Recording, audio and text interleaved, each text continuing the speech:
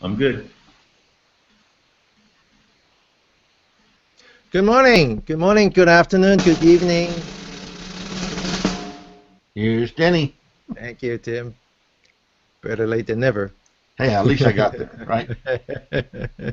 Thanks again. So welcome to another episode of LMTV Live. Today we are inviting back David Thomason from Thomason Technologies.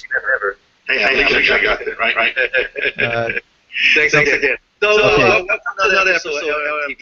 Okay, hang on one second. Somebody have something on in the background. Not me. David, you have something on in the background. So, in any case,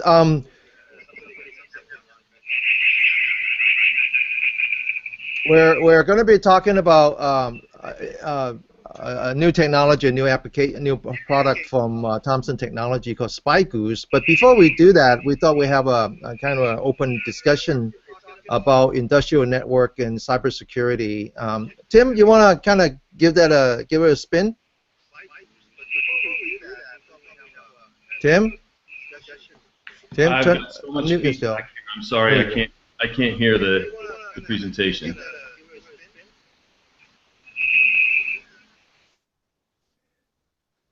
Tim? Yeah. Okay. Okay. David, So can you, David, if you can hear us, you have something going on in the background. So anyway, so I muted you. So, but we'll unmute you in a minute. So Tim, go ahead and give us a background. Well, as David will concur, you know, we've had SCADA networks or industrial control systems going back, well, way back, but I worked on them in the 60s. That's when I had hair. And, you know, SCADA is still out there. And many of the SCADA systems, even up till recently, you know, they have no password. They do, it's fixed. You can't change them. And they're very vulnerable to attack. And what David's done from his military experience and his engineering capabilities, they've come up with a method of monitoring not only SCADA, industrial control systems, but also they have control or security systems and programs for networks. So the SCADA is a very vulnerable area, and it seems to be that everybody's interested in it, but not a lot of people are spending money. And as Dave and I talked one time, is all that'll change the day after somebody takes over a you know, control system of our water, of a nuclear power station, or other controlled areas, and cause a disaster. Then SCADA will be top importance. But one thing David will tell you when we get him back on is visibility in the SCADA system is very limited. So you have to have very smart technology, and that's what they've created with SpyGOOSE. So I'm going to let David now talk about it. Sorry, Thank you, Tim. Hi, Dave. Hi guys, sorry about that. Evidently, I had another window or two open that had that was participating in the call and not presenting in the call, and that was what was causing the feedback. My apologies. No problem. And the old window left open. Anyway, yes. So that's exactly what SpyGOOSE is designed to do. You know, in a lot of these industrial control systems, whether it's utility companies or whether it's a manufacturing plant or petrochemical plant, most of them really have two sets of, or even three sets of networks, if you will. You have the administrative network, which is where all the business part takes place, the HR, the payroll, the finance, all those kinds of things. And those areas of the company are pretty well served by a lot of different security technologies. Your intrusion prevention systems, your firewalls, your encryption and VPN, and all those kinds of technologies, antivirus. I mean, there's hundreds and hundreds of products that deal in those areas. Where we are really focused and where SpyGOOSE is going to make a big difference is in those networks where the operational work is actually taking place, where there's industrial control systems and where there are SCADA systems that historically have not had good security built around them. So that's really where we want to focus. That's not to say that those same networks don't require IT-like security, if you will. Just to give you a little background, when you look at the, let's take an electric substation, an electric utility substation for an example. Almost every time you go to an electric substation, you will see a little communications house or shack. Sometimes it's a building, sometimes it's pretty good size if it's a big utility, and they will have this communications hut, and inside of there will be all of their network equipment. Oftentimes it's not air conditioned. It's a small enough facility that their hardware that goes out there is set up with industrial grade hardware that doesn't require air conditioning. It'll operate it at extreme temperatures, 140 degrees or minus 40 degrees, and it'll still continue to operate. Those are the kinds of areas where there really hasn't been any security in the past because it was thought to be air-gapped. They're not going to connect this network to the internet. It's not going to be connected to the corporate network. There's going to be a physical separation between this network and any other network that we have. And as a result, we don't need to have the same level of security. We're going to trust our people, all those kinds of things. Unfortunately, or fortunately, however you think about technology, the Internet of Things has changed all of that. Everything now is getting connected to the internet. I've got a washing machine. We bought a new washing machine, and you can actually debug the washing machine with an internet connection. It's amazing what it'll do. I wear hearing aids because I'm hard of hearing, and my hearing aids are connected via Bluetooth to my cell phone. That's a little scary now, knowing that NSA has access to my cell phone and might be able to hear every conversation that I have because they can tap into my hearing aids that are connected to the Bluetooth on my cell phone. If your conversations are like mine, they'd be bored. Yeah, they would. They would be pretty bored. But hey, David, when you're talking about this, you made a point earlier I want to clarify for people. People tend to think that there's only one type of equipment. And there's really three major grades of equipment. There's the commercial grade that you're going to use inside a building with moderate temperature variations. And then there's industrial, which goes way up to near 200 degrees Fahrenheit and down to minus 50 degrees Fahrenheit. And then you've got military gear. And all of these include different parameters, not just temperature, not just condensating humidity, vibration, shock, explosion, all those different things like that.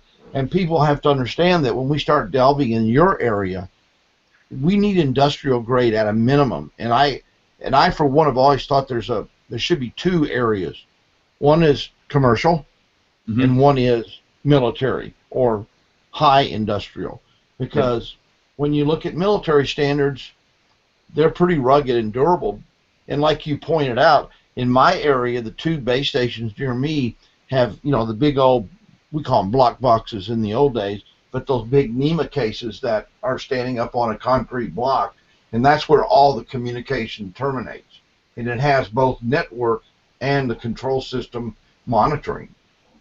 Absolutely. Tim, we talk a great deal about Internet of Things, right? As if that is the future or the near future. But in some way, if you think about Internet of Working Things, they're already here. I mean, it's already around us, right?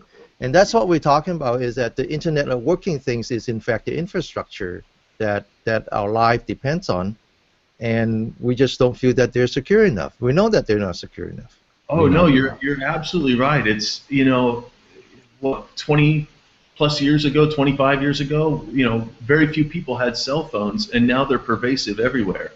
Well, today we're seeing we're in the first steps, if you will, of the Internet of Things, and I think the same pattern. A few years from now, almost everything will be connected to the internet in one fashion or another. And you're right, they're just not doing much to secure those things.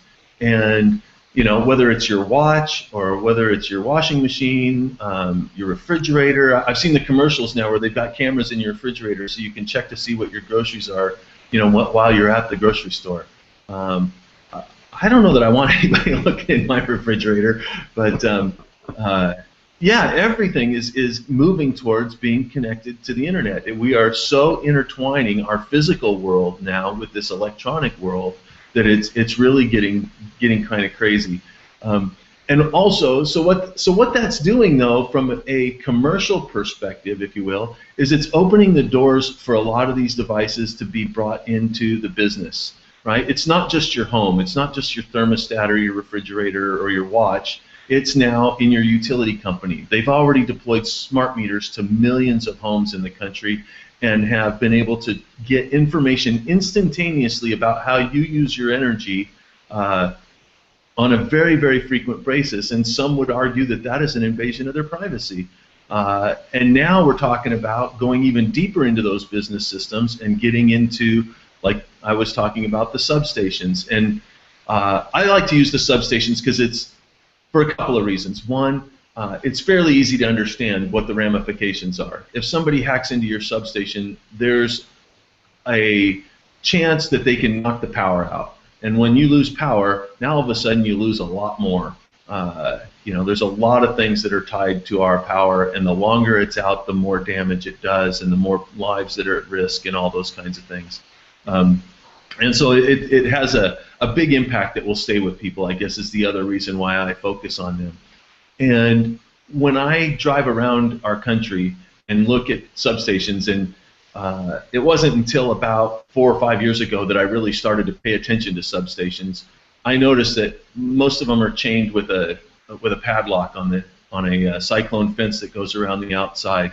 I guess they have some concertina wire to make it hard to climb over most of them, but you know, a push broom or a rake, you know, resolves that problem, and you're inside, and bolt cutters on the padlock, and you're in. And then once you get inside there, there's very little security. There's rarely cameras outside of the communications shack. Sometimes they'll have them inside the shack. And if someone were to gain access to the network in any way, shape, or form, and I'm not going to talk about what all those vulnerabilities are, but if they were able to, you know, they could plant a device, they could plant malware, they could connect to the network. Most of these networks have industrial grade switches inside of them, so there's open ports on the switches, and even if there's not an open port, you pick a port and unplug it, insert a tap, and you're now connected to their network and can monitor and see what's going on, and then be able to use that information to possibly do damage or even turn out the lights. Well, we've had hacks here that I've helped with, is where they've actually hacked the Wi-Fi coming off of the meters. Yeah, you know, that's kind of scary because, you know, a lot, depending on the architecture and how the utility is set up, and I'm sure it's not a surprise that a lot of times our meters are reporting back to the substations, which are then reporting the data all the way back up to the data center. The limited range of those meters and the Wi-Fi on those means that you have to have an access point, you know, relatively close by, and then have to be able to transmit that information from that access point to somewhere, whether that's straight back to the headquarters or back to the substation. Again, you know, where our information is going, where it's being stored, and how it's being protected is important, but at the end of the day, what I'm most concerned about is that our lights stay on and that the power stays on. Or if I'm protecting a petrochemical plant, that we continue to produce whatever chemicals or petroleum that we are producing there, and don't have some sort of emergency that causes something to blow up and people's lives to be lost. And so that's really where the TTL 1000 got its birth, is that we need to monitor and need to be protecting those networks in spite of the fact that the perception is that they're air-gapped, because the truth is they're really not anymore. With connectivity back to the data center, with the potential for someone to plant a device inside the network and provide an external connection that isn't authorized, there's just too many opportunities there that are too easy to get at, both physically and electronically, to protect those networks. So David, just quickly, your product, the one that you just mentioned, TTL 1000, where is that deployed normally? So that deploys inside of the substation. If we're talking about the utility substation, we would put it right on the network. The TTL 1000 can actually substitute as a firewall and be the access point into the substation. But then we also use one port off of it, because it can come with up to 8 Ethernet ports. and that one port will plug into a tap or a span port on the switch, and then monitor all of the traffic down at the operations layer, so that we can identify when a new device connects or when an unauthorized IP address is activated, or if somebody starts scanning the device. Yeah. So one quick point, that if it's on a span port, you may not get everything you want, and span ports are switches. Switches are designed to do one thing. I'm very adamant that if there's a possibility of getting a tap in there, it can't be hacked. It gives you full visibility. And I know one of the problems is we don't have industrial grade taps right now, do we? That's right. No, there aren't many industrial grade taps. I won't say that there are none, but I will say that there are very, very few, if any, industrial grade taps out there. I will say that what a tap is typically constructed of doesn't require a lot to become industrial grade, and so from that perspective, for example, if you can get rid of the 5-volt or 6-volt or 12-volt wall wart that you have to use to power the thing, all of a sudden you've got nothing really that's going to fail in that tap. It doesn't generate a lot of heat, so it's not gonna fail from overheating.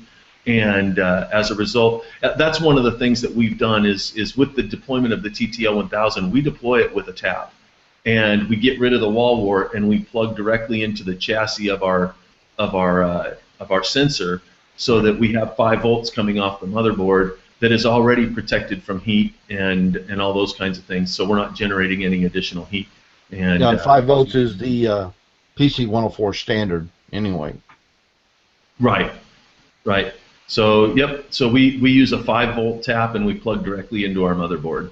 Yeah. Having said that, that's really what the TTL 1000 does. And one of the unique things about the TTL 1000 is that we have historically used this software that we added to it, because it also works with a commercial intrusion detection prevention system, also a next generation firewall. It's all built into the one box. And we've added SpyGOOSE to it. And SpyGOOSE has been our own code that we have used in the past only with the TTL 1000. And I guess that's the big news today, is that we are releasing SpyGOOSE, which is an industrial control system intrusion detection system. It's a passive system where we are looking at all of the traffic, all the way down to layer 2 on the network, and identifying anything that is suspicious or malicious in that network, and in particular looking at the SCADA networks that run on that network. So we're focused on the SCADA networks, and then we integrate that information with the intrusion detection or prevention system that's already there, and looking at the layer 3 through 7 typical IT type of attacks that would be normal inside of an administrative network or an office network, if you will, maybe even a data center. I have to ask this, David. What does the SCADA mean in your case? I'm sorry. What was the what? What does SpyGOOSE? Why Goose? SpyGOOSE. So the very first protocol that we started working with is IEC 61850, and IEC 6150 has 3 protocols, actually sub-protocols underneath of it, and one of those is the generic object-oriented substation event protocol, GOOSE. And it's known in the industry as GOOSE, and that was the very first protocol that we decided to monitor.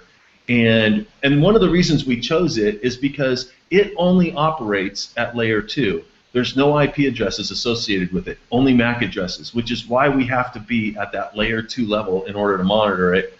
And so we built that and called it SpyGOOSE, and since then we've added layer 3, 4 through 7 protocols like DNP3 and Modbus, and we're getting ready to add ICCP and a couple of others. Okay, cool. Yeah, I shall date myself. One of my favorite movies is Top Gun, and that's why when you say Goose, it reminds me. Goose. Yep, great movie, and You're not. So This this standalone product, David, this standalone product is a software product, or? It is. It's a software product. It will. It can be deployed on top of your own Linux image. So if any kind of company, if any kind of industrial control systems company already has a Linux box deployed in their substation, they can add this as an application to that box, and of course test it in a lab and all those kinds of things before they try and put it in there. But it's completely passive, so it shouldn't have any impact. I can guarantee it won't have any impact on their operational network. Then the other way that it's deployed is as a virtual image. So we can give the customer a VM, and if they've already got ESXi or VirtualBox, something like that, running in their environment, they can load this right on top of that and have the entire appliance already up and running in their environment. It's funny you brought up Goose, because it was about 2012 or 2011. The University of Colorado at Boulder did a very large paper with a bunch of graduate students, and the title of it was something like "Exploiting the Goose Protocol," and then it was a practical attack on the cyber infrastructure. And if you read that paper and you don't get cold chills down your back, you're dead. Because if you're in any kind of controlled environment and you read this paper, it's definitely should scare you. Yeah. Well, that was certainly one of the papers that we made sure that we paid very close attention to when we built SpyGOOSE. Certainly, we address all of the vulnerabilities that they bring up in that paper, and beyond that, we once you have it figured out for layer 2 stuff, really building on the other layers is not as hard. So that was part of the reason we started with Goose. We knew that was going to be the hard part. And the truth is, because everything is built upon layer 2, you have to have that MAC address to be identified on the network. A lot of those same vulnerabilities that are there for Goose are there for DNP3, and they're there for Modbus, and man-in-the-middle attacks and all those kinds of things can build upon that layer 2 information in order to gain access or to gain visibility into the network. And so, and I don't know how much you read on all the stuff that just came out in the last week about the NSA tools that are being auctioned off to the highest bidder, and Edward Snowden validating that those were NSA tools that are out there. There was Second Date and Blind Date and Bad Decision and Fox Acid and all these tools that are out there. And when you start reading what they've already published about those tools, you start to find out that some of those same vulnerabilities that were published in that University of Colorado paper about Goose are kind of the same ways that they're taking over and doing man-in-the-middle attacks and using Blind Date and Nightstand and Bad Decision and Second Date to gain access to networks and to literally millions of computers in order to monitor and figure out what's going on with them. We figured, what was it, about 1999 is when we first recognized that we had horrific vulnerabilities in our control systems, and then we found that a lot of them were gifts from the Russians during the Cold War. And at that point, 99.9% of the people that had control systems did not know that they had vulnerabilities built into them. And they're still there. I mean, we've got SCADA systems that are fundamentally there from the 70s. That's right. That's right. A lot of the older systems are approaching 50 years old now, and they are they're very slow to patch, if ever. In some cases, the old operating system and the old software isn't even supported anymore, but it still works, so we're not replacing it. And yeah, lots and lots of vulnerabilities exist out there that you're right, they should give you chills. It'll wake you up. Yeah, there was a study done in Europe not too long ago, and several of the vulnerabilities that they found in major plants over there go back to post World War II, kind of when the Cold War started, and I guess the big concern I have is power, of course, but you know, our drinking water, our water purification, everything we do is on that SCADA control somewhere. And I walked into a system about a year ago, and I asked the guy, did he have a password? And he said, oh yeah, there it is right there. That's the password it came with, and we can't change it. That's scary. You know, one of the things that a lot of these industrial control networks use, and this becomes real evident when you start talking to the CIOs and the chief security officers of the companies that own those and have to secure them. One of the things that they do is they rely very heavily on the manufacturers of those control systems to do the maintenance, to do the management, to, you know, if they're adding something, they have to go in and they have to certify that it's installed right and all those kinds of things. And as a result, they have to give them remote access into those devices. I would say that still today, the vast majority of that remote access is done via dial-up modem. And a lot of these manufacturers use the same username and password on every single device, regardless of the customer. Right. And when we do pen tests and still do war dialing, we find out the same thing, that you know, you find a Honeywell device out there, you can pretty much guess what the password's going to be. Yep. And it starts with an H and ends with an L. And so, yeah. We call that inbred advertising. Yeah, I guess so. But you'll never forget whose system it is, right? But yeah, I mean, you know, now the one thing I think unique about SpyGOOSE, and I haven't read a lot about it, but what you sent me, which I talked to Mike a little bit about too, is that its capabilities, because it is quiet, it is a silent application, it recognizes any type of aberrant behavior that is, you know, recognized as a threat. And you're keeping all of its capabilities under wraps, so only the good guys know, right? You know, we can provide a license of all of the alerts that we generate. We don't tell you how we detect those alerts because, yeah, that's part of the secret sauce. Right. I can say, though, that we stayed away from technologies like anomaly detection or, you know, statistical anomaly detection, to be more specific.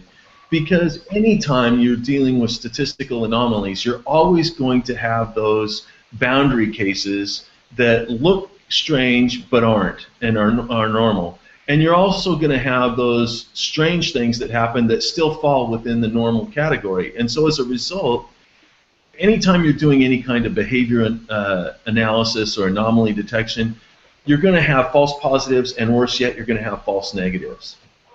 We're staying more along the lines of a signature-based product, and part of the reason for that is if you look at virtually any industrial control system, there are definitely controls or commands that can be sent to the control system that you shouldn't see. They're available to the devices, but are typically used for testing or only used in emergencies. And if it's used in an emergency, you don't mind that you get that event triggered as a security alert, because that is definitely something you would want to know about. On the other hand, if somehow it was a behavior type of look and you might get that event, it might all of a sudden look like it's normal because maybe there had been something very similar to it that had happened a number of times.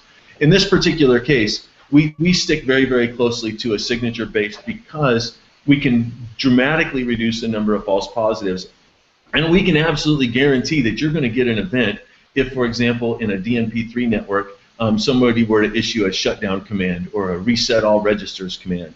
Those are the kinds of things that a SCADA engineer doesn't want to see on his network, and if it happens, he wants to know about it. So it doesn't hurt him at all to get another event, even if there's something else that generates that event in the operational system. It doesn't hurt him any to get a security event that says, hey, this was issued and you need to know about it. Hey guys, we should probably wrap this up soon. But I want to give Dave one more chance to kind of focus on this product called SpyGOOSE. I want people to know, is it ready? Is it shipping? How do they get it? Why would they need it? And what would they what does it take to actually give it a trial? Sure. So yes, it is ready. It is shipping today. You can go out to our website. It's www.thomasontech.com/SpyGOOSE, and SpyGOOSE is all one word, SpyGOOSE, and you can get a lot of details out there on it. There's a technical data sheet that can be downloaded. The software is available today. The virtual image is available today. We have training associated with it that we can provide you, and we also can provide some other security services around it. Absolutely available today. So we're excited about the fact that it's available. Those who would want it would be anybody who's running a industrial controls network or a SCADA network that's using Modbus, DNP3, or IEC 61850. And I know there's not a lot of IEC 61850 or Goose here in the United States, but certainly in Europe it's more widely used, and we have a distributor in Europe that is helping us over there. So if we have audience coming from Europe, feel free to contact us, and we'll put you in touch with our distributor and certainly help you out there. Yeah, everybody look forward. We have an article coming out that David wrote. It's called The Top 5 Tips for Securing SCADA Networks, and it'll be published really soon on Love My Tool. And it'll also have links in there how you can get in touch with David's team or on their website. So look forward to that. Thank you, Tim. Thank you, Dave. And if all else fails, just Google SpyGOOSE. David seems to own that now. So very good. That's a good very thing. Nice. Very nice. Yeah, the NSA cooked the goose, so now David owns the SpyGOOSE. Yeah. So that's good. That's good. David, we will have you back. It's just there's so much. Every time we have you on, there's so much material that it's difficult to cover in just half-hour session. So just think of this as a dive into this whole area that I think is very, very important to us. Tim and I feel that way. All right, Tim? Yeah. I write it on my bedroom wall every night. SCADA, scary. Well, thank you very much. I really do appreciate and it really is. And if you go to some of these cities where they have had their same water purification plants for 200 years, you get pretty scared when you see the system, and you know like you said, you know the password. That's scary. And well, I think if you look at the problem from the standpoint of how many conduits, how many pipes that comes into your house, you got your water, your sewage, your electricity, and your internet, right? Any one of those, just think about the kind of chaos it would cost your life if any one of those fail. And what we're talking about is that unfortunately, Internet of Things is no longer a lifestyle choice. These are connected already, and we just try to raise the awareness here to say that, hey, if those are not secure, none of us are secure. That's exactly right. Yeah. Okay. Thank you, Dave. We'll have you back soon, as I said. Thanks again, Tim. I'll see you next week. And who we have on next week, Tim? Do you remember? Somebody. No. No. All right. So with that, we're gonna close.